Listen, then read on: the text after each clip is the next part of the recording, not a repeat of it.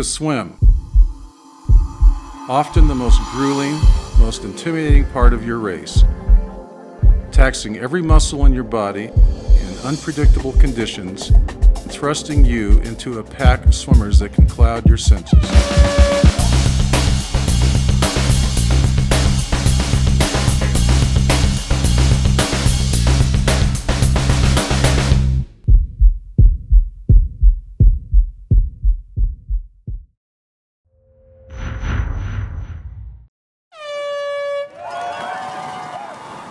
Swimming distances in a triathlon race generally range from 800 meters to 2.4 miles. Unlike competitive swimming, when you finish the swim leg of a triathlon, the race has really just begun. Hi, I'm Mike Doan, USA Triathlon resident swimming coach. During my 35 years of coaching swimming, I've developed methods and techniques to take swimmers all the way from the beginning level to world class. And speaking of world-class athletes, I'd like to introduce Olympian and world champion triathlete Andy Potts. Hi, I'm Andy Potts, and I've been working with Mike Dunn now for 7 years. He's taken me from a fledgling triathlete all the way to the top of the world. From the pool to the open water, I'd like to share with you the methods that got me there.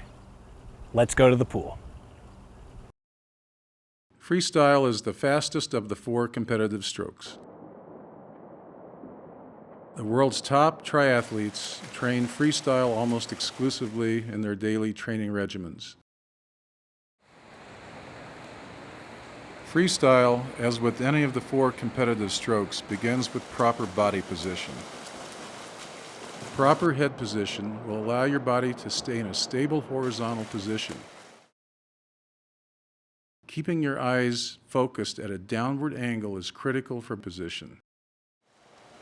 Now look at this swimmer. This is poor technique resulting in many common mistakes. Eyes are looking forward rather than down, resulting in a drop of the lower body, with the net result being an increase in drag. Watch Andy. Notice his head position. It's controlled by his eyes. His eyes look downward, allowing his body to stay horizontal, aided by an effective but not overdone kick. Symmetry is another key component in freestyle swimming. The right and left side of your body should be identical in terms of stroke mechanics. Your head, your hips, your legs, and feet should be in a horizontal line.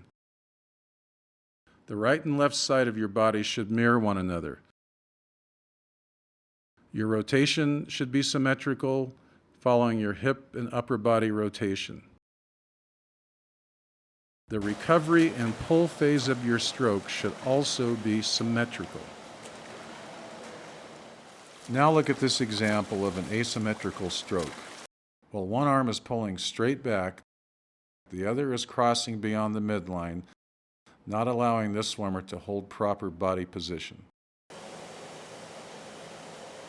Freestyle is generally broken down into 3 components: the pull and recovery, kick, breathing.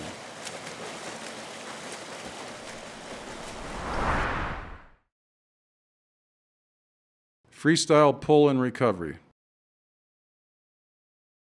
The pull phase is really a matter of anchoring or stabilizing your hand and upper arm at the point of entry or catch phase of your stroke, and leveraging yourself forward by holding the water and driving your hip into the front of your stroke.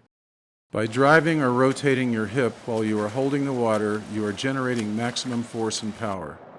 The same type of force or torque generated in a golf swing or throwing a fastball. Watch Andy.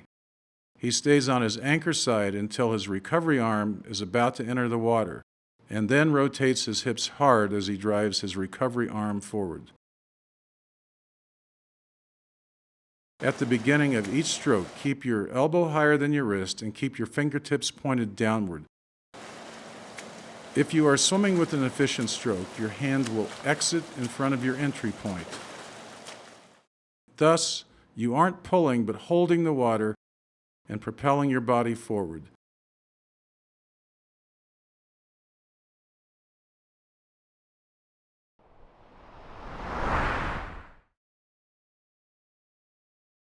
Kicking.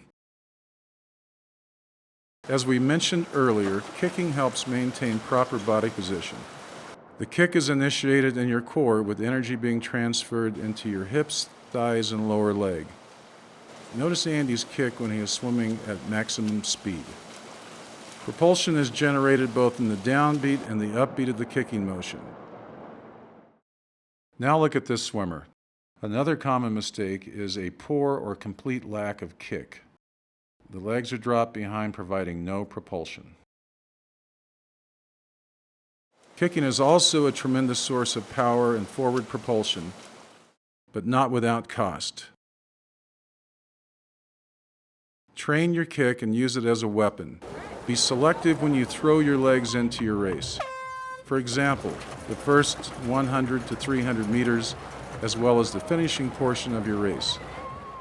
A strong kick at the finish of your race will wake up your legs and possibly help you pass a few tired swimmers at the end of the swim. The last but not the least important component of freestyle is breathing. Your breath begins as the pulling arm is beginning to exit the water and as your opposite arm is holding your body position. Your breath should be completed as your recovery arm is beginning to move forward. This is an example of poor breathing technique.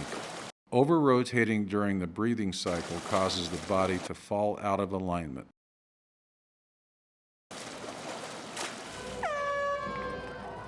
Just as you would not hold your breath at the beginning of the run or the bike leg, you certainly do not need to hold your breath at the beginning of the swim. An oxygen deficit early in your race is a recipe for disaster. Breathe in a manner that creates a steady state of oxygen delivery. A few tips. Breathe every stroke, even at the beginning of the race. Breathe to both sides if possible. Watch how Andy incorporates breathing while sighting. Include sighting every day in your training.